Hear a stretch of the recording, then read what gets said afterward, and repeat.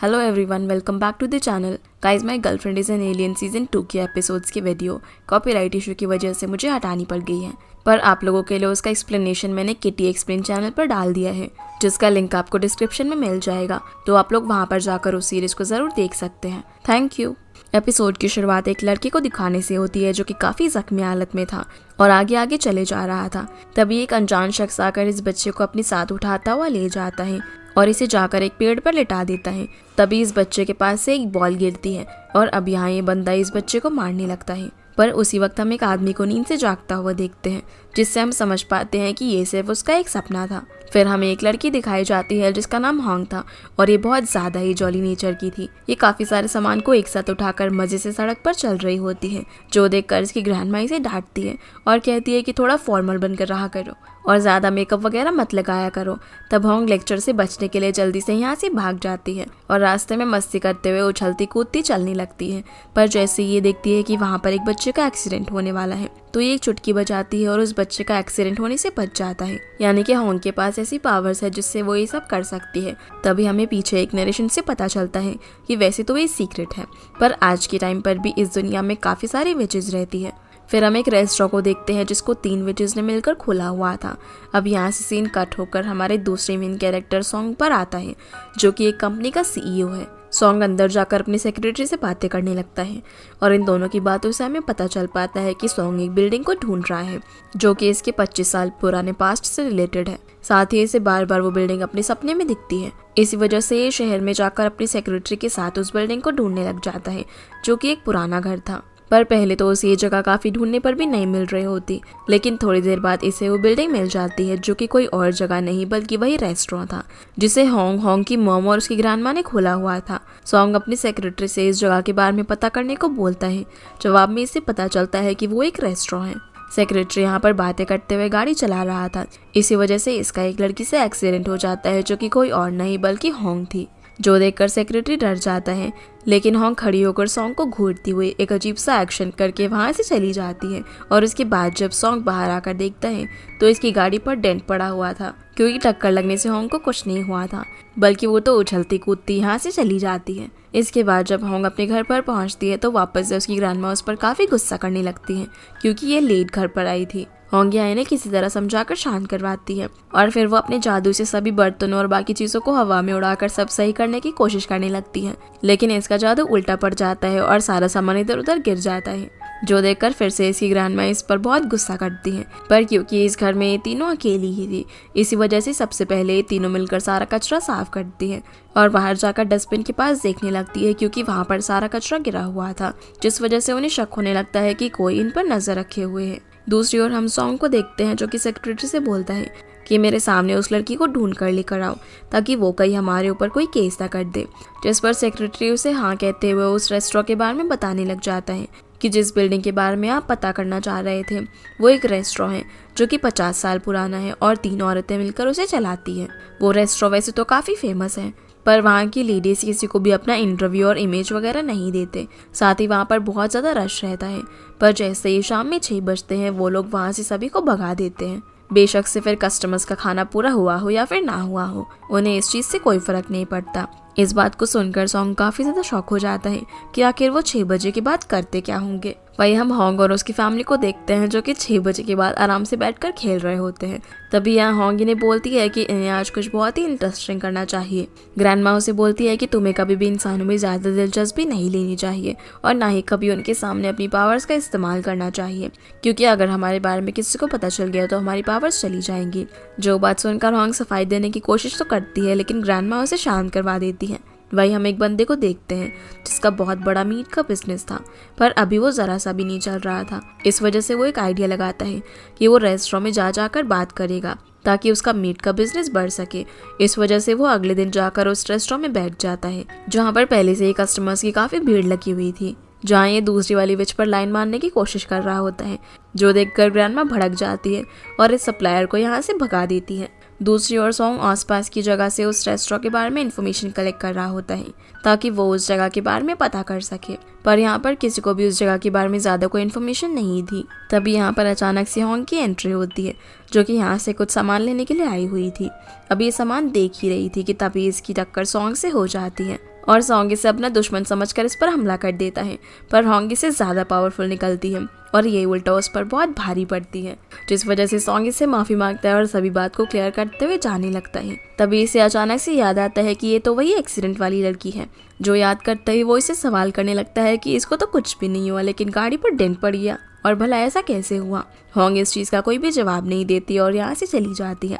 अब क्योंकि सॉन्ग को उसी रेस्टोरेंट में जाना था, इस वजह से वो अपनी गाड़ी में बैठकर उस जगह के लिए जाने लगता है। लेकिन इस बार होंग को गलतफहमी हो जाती है कि सॉन्ग इसका पीछा कर रहा है। इसी वजह से रेस्टोरेंट के बाहर जैसे ही सॉन्ग अपनी गाड़ी से उतरता है तो होंग उस पर एक बाल्टी पानी डाल देती है। यहाँ से सीन अब सॉन्ग के घर में आता है, जहाँ ये काफ़ी ज़्यादा गुस्से में सोच रहा था कि आखिर ये होंग अपने आप को क्या समझती है। अभी अपने सेक्रेटरी को कॉल करके उस रेस्टोरेंट के बारे में और चीज़ें पता करने को बोलता है और खुद आराम करने लगता है। वही हम रेस्टोरेंट में देख पाते हैं कि अब बहुत ज़्यादा ही चीज़ें गड़बड़ हो रही थी। रोज इन लोगों को कुछ न कुछ टूटा हुआ मिल जा रहा था, जिससे सबको कंफर्म हो जाता है कि कोई ना कोई ज़रूर यहाँ पर नजर रखे हुए हैं। इसी वजह से ये अगले दिन सप्लायर को अंदर बुलाते हैं ताकि ये उससे कुछ ना कुछ ट्राई ले सके। सप्लायर हंसता हुआ अंदर तो आ जाता है और हम देखते हैं कि दूसरे विच ने बहुत ज़्यादा मेकअप करा हुआ था, क्योंकि कहीं ना कहीं वो भी सप्लायर को पसंद करती थी। अब इनसे सारी बातें जानने के बाद वो इन लोगों को पुलिस को बुलाने को बोलता है, पर जैसे वो पुलिस को फ़ोन मिलाने वाला था तभी बड़ी विच उसके फ़ोन पर चाय गिरा देती है, जिससे यहाँ से भाग जाता है। वहीं हम वापस से सॉन्ग को देखते हैं जिसे बहुत बुरा सपना आया था, जो कि रेस्टोरेंट से रिलेटेड था। इसी वजह से ये अपने घर से निकलकर रेस्टोरेंट की तरफ जाने लगता है। दूसरी ओर रात में सप्लायर अपनी बेइज्जती का बदला लेने के लिए उस रेस्टोरेंट में घुस जाता है और पता करने की कोशिश करता है कि आखिर ये लोग खाना कैसे बनाते हैं।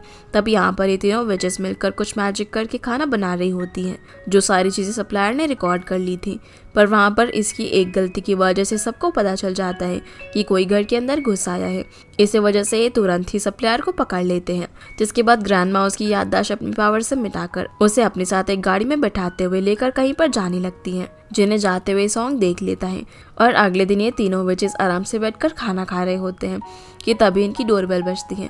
जब होंग बाहर जाकर देखती है तो इसके सामने सॉन्ग खड़ा हुआ था, जो कि इन्हें साफ शब्दों में बोलता है कि ये प्रॉपर्टी मेरे नाम है। जो बात सुनकर होंग के पैरों तले जमीन खिसक जाती है। अब यहाँ से सीन कट होकर एक बैंक में आता है, जहाँ हम एक नए कैरेक्टर से इंट्रोड्यूस होते हैं और ये बैंक का एम्प्लॉई है। यहाँ पर एक बहुत ज़्यादा रिच पर गुस्सैल कस्टमर को शांत करवाकर सब कुछ संभालता है और किसी न किसी तरह किस कस्टमर को खुश करके भेज देता है, जिसका नाम मिन है। सीन अब वापस से रेस्टोरेंट में आता है, जहाँ पर सभी वेचेस काफ़ी दुखी होकर बैठी हुई थी। पहले तो सॉन्ग बहुत ही आराम से इन्हें सब कुछ समझाने की कोशिश कर रहा था, पर ये लोग बोल रहे होते हैं कि ये हमारा रेस्टोरेंट है और ग्रैंडमा उसे यहाँ से जाने को कहती हैं। पर क्योंकि सॉन्ग के पास इस जगह के पेपर्स थे, इसी वजह से ये उन्हें 2 हफ्ते का टाइम देकर यहाँ से चला जाता है। होंग को यहाँ लगता है कि क्योंकि उसने इसके ऊपर पानी फेंका था, इसी वजह से ये ऐसा कर रहा है, पर ऐसा नहीं होता। सॉन्ग यहाँ बोलता है कि अगर तुम्हें रेस्टोरेंट बंद नहीं करवाना तो तुम्हें मुझे अब से रेंट देना होगा, जिसमें 1 लाख डिपॉजिट और 20,000 पर मंथ। जो सुनकर सभी लोग शांत हो जाते हैं और साथ ही काफ़ी ज़्यादा परेशान भी, क्योंकि इनके पास कोई भी सेविंग्स नहीं थी। पर सॉन्ग ये सब बोलकर यहाँ से उठकर चला जाता है, जिसके जाने के बाद सभी लोग सोचने लगते हैं कि अब क्या किया जाए। ये सोचते हुए ये लोग अलग अलग प्लान बनाने लग जाते हैं कि ये लोग रेस्टोरेंट को अब से 24 घंटे चलाएंगे और कुछ ना कुछ करके किसी न किसी बैंक से लोन ले लेंगे। जो सब कुछ सोचने के बाद ये लोग अगले दिन बैंक में जाने का डिसाइड करते हैं। अब हम मिन को देखते हैं, जो कि उसी रेस्टोरेंट के बाहर आता है और विंडो पर होंग उसे हाय करती है। तभी हमें पता चलता है कि मिन ही वही लड़का है जिससे होंग बातें किया करती थी और वो उसे काफ़ी पसंद भी करती है। अगले दिन ये एक जगह पर मिलते हैं, जहाँ होंग इसे सब कुछ शेयर करते हुए कुछ मदद करने को बोलती है। अब जैसे ही मिन को ये पता चलता है कि ये रेस्टोरेंट उनका नहीं है, तो वो काफ़ी अजीब बिहेव करने लगता है, क्योंकि ये चाहता था कि ये किसी अच्छी और बढ़िया रिच लड़की से शादी करे। पर यहाँ होंग को लग रहा था कि वो उसकी इस परेशानी को सुनकर परेशान हो जाएगा, लेकिन मिन तो अपने लिए परेशान हो रहा था और सोच रहा था कि वो कैसे अब होंग से पीछा छुड़वाए।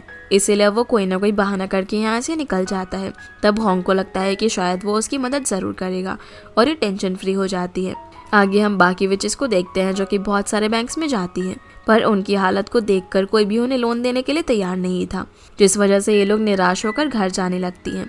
दूसरी ओर वो रिच लेडी वापस से बैंक में आ जाती है और कहती है कि मैं इस बैंक से अपना अकाउंट बंद करवाना चाहती हूँ।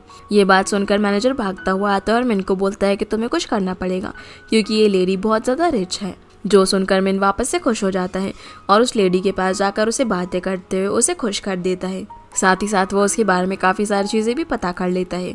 लेकिन अब जैसे ये लेडी बाहर निकलती है तो बाहर इसे होंग दिखती है जो कि अपनी पावर्स के साथ इससे मजाक करने लग जाती हैं और उसे ऐसा करते हुए ग्रैंडमा भी देख लेती हैं और उसे कान से पकड़कर अंदर ले जाकर उल्टा सीधा बोलने लगती है कि हम इतने परेशान हैं और तुम यहाँ पर मजाक करे जा रही हो।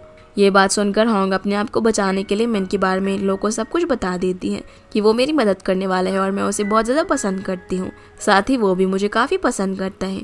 ये बात सुनकर दोनों काफ़ी ज़्यादा शॉक हो जाती हैं। ग्रैंडमा यहाँ होंग की बॉडी चेक करने लगती है और वहाँ उसे एक मार्क दिखाकर कहती है कि अगर मिन तुम्हें सच में पसंद करता तो ये मार्क तुम्हारी बॉडी से गायब हो जाता और वो तुम्हें कोई पैसे वैसे भी नहीं देने वाला, इसलिए उसे दूर रहने में ही तुम्हारी भलाई है। ये बात सुनकर होंग को काफ़ी बुरा लगता है, पर उसे ग्रैंडमा की बातों पर बिल्कुल भी भरोसा नहीं था। इस वजह से वो उनकी बात नहीं सुनती और यहाँ से जाने लगती है। वहीं हम मिन को देखते हैं जो कि अभी भी उस रिच लेडी के साथ था और उसके साथ मज़े कर रहा था। तभी आइस की बातों से हम लोग जान पाते हैं कि अब ये इस रिच लेडी के साथ रहना चाहता है। होंग यहाँ इसे काफ़ी मैसेज भी कर रही होती है पर ये उसका कोई जवाब नहीं देता। दूसरी तरफ सॉन्ग सेक्रेटरी से उस रात वाले इंसिडेंट को डिस्कस करता है जहाँ ग्रैंडमा किसी को अपने साथ गाड़ी में लेकर जा रही थी। तब सेक्रेटरी बताता है कि ऐसा कुछ भी नहीं है, बस एक मीट शॉप का ओनर बहुत सारे लोगों के पैसे लेकर एक अलग जगह पर चला गया है। ये बात सुनकर बहुत ज़्यादा शॉक हो जाता है। फिर हम एक और बंदे चाय को देखते हैं जो कि बहुत ज़्यादा गंदा था और वो एयरपोर्ट से आया था, साथ ही उसमें से काफ़ी ज़्यादा स्मेल भी आ रही थी। इस वजह से कोई भी इसके पास नहीं आ रहा था। चाय अब एक टैक्सी में जाकर बैठता और अपने खाने के लिए कुछ ऑर्डर करता है तो रेस्टोरेंट से होंग उसका खाना डिलीवर करने के लिए जाती है जो कि सच में काफ़ी ज़्यादा अपसेट थी। जब ये रास्ते में मिन के ऑफिस के सामने से निकल रही होती है तो देखती है कि मिन वहाँ पर नहीं था और इसके पीछे से ही मिन कुछ फ्लावर्स लेकर उस औरत के पास जा रहा था। अब जैसे ही होंग उसको देखती है तो उसके पीछे लग जाती है और इसी सारी सच्चाई के बारे में पता चल जाता है, जिस वजह से ये बहुत ज़्यादा डिप्रेस्ड और काफ़ी परेशान भी हो जाती है, जिस वजह से ये काफ़ी ज़ोर से चिल्लाती है और इसकी पावर से यहाँ पर अर्थक्वेक आ जाता है।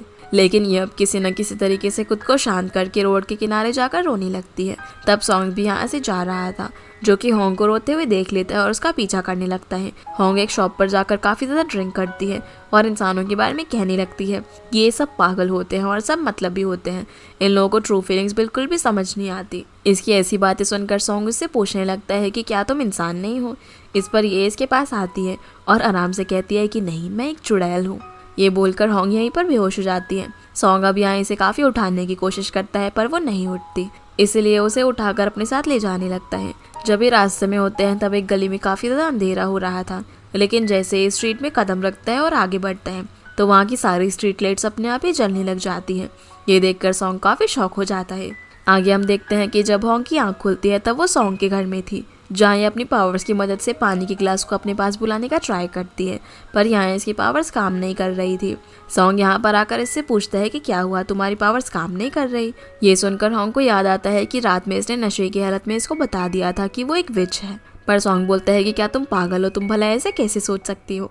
इस पर होंग स्माइल करती है और कहती है कि हाँ, ऐसा कुछ भी नहीं होता।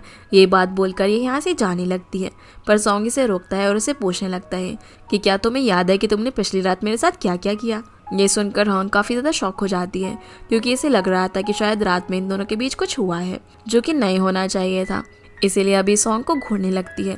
पर सॉन्ग अपना सर नीचे करके उसे अपनी सर पे लगी हुई बैंडेज दिखाता है, जो देखकर होंग को याद आ जाता है कि कल रात उसने मिन का सारा गुस्सा सॉन्ग के सर पर काट कर निकाला था और जब सॉन्ग ने अपने आप को छुड़वाने की कोशिश की थी तब होंग ने उसके पैर पर भी काट लिया था। ये बात याद करते वो थोड़ा रिलैक्स हो जाती है, पर वो अब भी काफ़ी ज़्यादा परेशान थी। इसी वजह से वो बहाना बनाती हुई यहाँ से भाग जाती है। दूसरी तरफ ग्रैंडमा और विच नंबर 2 एली दोनों ही काफ़ी ज़्यादा परेशान थी कि होंग कहाँ पर होगी। ग्रैंडमा बोलती है कि तुमने जो गलती करी थी मैं नहीं चाहती कि वो भी वैसे ही गलती करे, इस वजह से मैं हर चीज़ के लिए उसे काफ़ी ज़्यादा मना करती हूँ। ये बात सुनकर एली थोड़ा शांत हो जाती है। वहीं जब होंग घर पहुँचती है तो ये अपने रूम में जाकर अपने सिंबल को चेक करती है, पर यहाँ उसका सिंबल गायब हो चुका था, जिससे वो और ज़्यादा परेशान होने लग जाती है। फिर हम एक शूटिंग लोकेशन पर 2 एक्टर्स को देख पाते हैं जिनका नाम एमी और क्योंग था और इन दोनों की आपस में बिल्कुल भी नहीं बनती थी, इसीलिए ये दोनों शो के अंदर बहुत ज़्यादा लड़ाई करने लगती हैं, जिस वजह से इन दोनों को शो से निकाल दिया जाता है। क्योंकि यहाँ पर कॉल करके सॉन्ग को मिलने के लिए बुलाती हैं और जब ये दोनों मिलते हैं तो इनकी बातों से हमें पता चलता है कि क्योंग सॉन्ग को बहुत ज़्यादा पसंद करती हैं, पर सॉन्ग इसे शादी नहीं कर सकता क्योंकि ये उसके स्टेटस की नहीं है। इसी वजह से क्योंग ने मॉडलिंग करना चालू करी ताकि वो बहुत सारे पैसे कमा सके। अब यहाँ पर जब ये दोनों बातें कर ही रहे थे तभी पीछे से कोई उनकी फोटोज क्लिक कर रहा था। वहीं होंग बहुत ज़्यादा परेशान थी क्योंकि उसकी पावर्स बिल्कुल भी काम नहीं कर रही थी। इसीलिए ये एली से बात करती हुई पूछती है कि अगर कोई विच अपनी पावर खो देती है तो क्या होता है, जिस पर वो बताती है कि तब उसकी लाइफ बहुत ज़्यादा बेकार हो जाती है क्योंकि फिर वो डिप्रेशन में आ जाती है। एली अब उसे एक विच के पास लेकर जाती है जो कि पागल हो गई थी क्योंकि उसने एक इंसान से प्यार किया था जिसने कि उसे धोखा दे दिया और उसकी पावर्स चली गई, जिसके बाद ये बिल्कुल भी अपने आप को कंट्रोल नहीं कर पाई और पागल हो गई। ये सब देखने के बाद होंग काफी ज्यादा परेशान होने लगती है, पर अभी ये किसी को बताती नहीं कि इसकी पावर्स चली गई है। ये अब एक विच के बारे में पूछती है जो कि ब्लैक मैजिक करती थी। तब एली उससे दूर रहने को कहती है और यहाँ से वापस चली जाती है क्योंकि वो ब्लैक मैजिक करती थी। इसी वजह से विच कम्युनिटी में उसको अच्छा नहीं माना जाता था। ये बात सुनने के बाद होंग थोड़ा और परेशान हो जाती है। वहीं क्योंग बार बार सॉन्ग के पास आने की कोशिश कर रही थी, इसी वजह से वो गिरने का बहाना करती है, पर सॉन्ग उसको बचा लेता है, जिनकी इस तरह से कोई पीछे से फोटोज क्लिक कर लेता है। अगले दिन जब होंग खाना डिलीवर करने के लिए जाती है तब वो कम खाना लेकर जाती है क्योंकि उसकी पावर्स खत्म हो गई थी। और जब ये बाहर होती है तो हम चाय को देखते हैं जो कि इस पर नजर रखे हुए था क्योंकि वो एक डिजाइनर था और वो रोज होंग को देखकर उसका डिजाइन बनाता था। इसी वजह से वो होंग के पास चला जाता है जहाँ वो अपनी पावर्स के बारे में ही सोचती हुई आगे बढ़ रही थी। चाय इसके पास आकर इससे बकवास बातें करने लगता है, लेकिन ये उसकी बातों का कोई जवाब नहीं देती, पर ये फिर भी उससे बातें करता रहता है। लेकिन वो यहाँ से चली जाती है जहाँ रास्ते में उसे घर के बाहर सॉन्ग मिलता है, जहाँ चाय सॉन्ग को देखकर होंग के कंधे पर हाथ रख देता है और इसके सामने ऐसा प्रिटेंड करता है जैसे कि होंग और ये बहुत ज्यादा अच्छे फ्रेंड्स हो। पर सॉन्ग को इस चीज से कोई ज्यादा फर्क नहीं पड़ता, उल्टा उसे लगने लगता है कि ये वही लड़का है जिसकी वजह से होंग उससे 2 दिन से नाराज है और इसी की वजह से उसने उसके सर पर काटा था। ये बात याद आते ही वो और ज्यादा गुस्से में आ जाता है और जब ये अंदर जाता है तो सबसे कहता है कि मैं जानता हूँ कि तुम्हारे पास पैसे नहीं हैं, तो मैं तुम्हें बहुत ज्यादा सस्ते में ये रेस्टोरेंट चलाने दूंगा, पर इसके बदले में तुम्हें मुझे यहाँ पर रहने की परमिशन देनी होगी। तुम्हारे पास सिर्फ कुछ समय का वक्त है और अगर तुम ऐसा नहीं करते तो ये रेस्टोरेंट खाली कर दो। इस बात को सुनकर ये सभी लोग काफी ज्यादा शॉक हो जाते हैं, पर क्योंकि ये लोग सॉन्ग को यहाँ पर रहने के लिए अलाउ नहीं कर सकते थे, इस वजह से ये लोग सोचने के लिए थोड़ा वक्त मांगते हैं और सॉन्ग यहाँ से चला जाता है, जहाँ वो एक एग्रीमेंट छोड़कर गया हुआ था जिसमें लिखा था कि जब सॉन्ग यहाँ पर आकर रहने लगेगा तो इन्हें उसकी कैसी देखभाल करनी होगी। ये देखकर ये सभी लोग डिसाइड करते हैं कि ये किसी कंपनी वाले को अपना इंटरव्यू दे देंगे जिससे उन्हें कुछ पैसे मिल जाएंगे। इसीलिए लोग कंपनी वाले को इंटरव्यू देने के लिए बुलाते हैं और एक पूरा शो ऑर्गेनाइज होता है, पर क्योंकि यहाँ पर भी एमी और क्योंग दोनों ही थी, इसी वजह से एक दूसरे को नीचा दिखाने में लगी रहती है, जिससे ये पूरा शो ही बर्बाद हो जाता है और इन सब का काम नहीं बन पाता। इस सब की वजह से होंग काफी ज्यादा परेशान हो गई थी और वो अपनी पूरी सिचुएशन के बारे में उस ब्लैक मैजिक वाली विच को बताने का डिसाइड करती है और उसके घर के पास चली जाती है। दूसरी ओर सॉन्ग काफी ज्यादा अजीब फील कर रहा था, तभी वो अपनी बॉडी पर लगे एक निशान को देखता है जो इसे पास्ट में लगा था। इस निशान के बारे में वो जानना चाहता था। वही होंग विच के पास जाकर उसे अपनी कंडीशंस बताती है और उससे पूछती है कि क्या कोई रास्ता है जिससे वो अपनी पावर्स वापस पा सके। इस बात का जवाब देने के लिए विच उससे कुछ ऐसा मांगती है जिस चीज से उसकी काफी सारी यादें जुड़ी हुई हो, तो होंग उसे एक प्लेट देती है, लेकिन उसका काम नहीं बनता। इस वजह से वो अपनी मॉम डैड की रिंग उस विच को देनी पड़ती है, जिसको छूकर विच उसकी यादें चेक करती है तो उसे दिखाई देता है कि होंग के मॉम डैड की शादी होने वाली है। लेकिन वो सीन चेंज होकर एक ऐसी जगह में बदल जाता है जिसमें एक औरत जल रही थी। ये देखकर विच काफी ज्यादा डर जाती है और अभी होंग की मदद करने के लिए तैयार हो जाती है। वहीं हम चाय को देखते हैं जहाँ पर वो अपने डिजाइनिंग का काम करता था। वहाँ से उसे काफी डांट पड़ रही थी क्योंकि उसके डिजाइन्स को अब कोई भी नहीं खरीद रहा था। इसी वजह से वो उदास होकर अपने घर में पहुँचता है, जहाँ से वो देखता है कि सॉन्ग भी अब होंग के घर में ही रहने के लिए आ गया है। ये देखकर वो काफी ज्यादा जेलस फील करने लगता है क्योंकि ये कहीं ना कहीं होंग को पसंद करता था और वो नहीं चाहता था कि कोई और उसके आसपास रहे। जब सॉन्ग अंदर होता है तो अपने रूम में एक सीसीटीवी कैमरा लगवाता है। ग्रैंडमा उसे बोलती है कि तुम कहीं भी जाओ, ये तुम्हारा घर है, पर किचन और स्टोर रूम में नहीं जा सकते, ये कॉन्ट्रैक्ट का हिस्सा है।